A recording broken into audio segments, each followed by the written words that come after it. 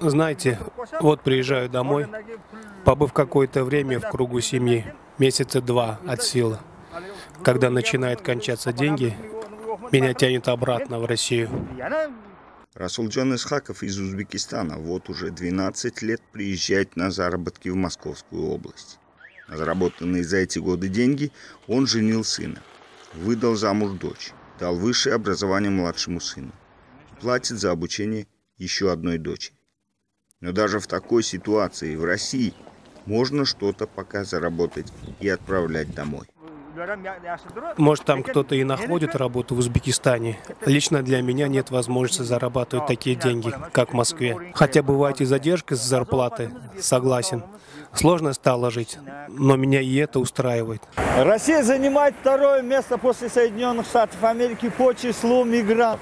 Подавляющее большинство приезжих, узбеки, киргизы, таджики, продолжают ехать на заработки в Россию, несмотря на непрерывно растущее налоговое бремя и ужесточение миграционного законодательства.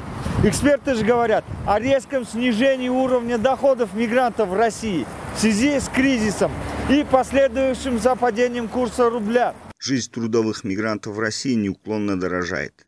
Им приходится больше тратить денег на покупку товаров и оплату услуг. При этом приезжие продолжают надеяться на улучшение экономического положения в России и ждать лучших времен. Большинство опрошенных нами приезжих из стран Центральной Азии говорят о том, что затянуть пояса и экономить вынуждены не только они сами, но и оставшиеся на родине их родные и близкие.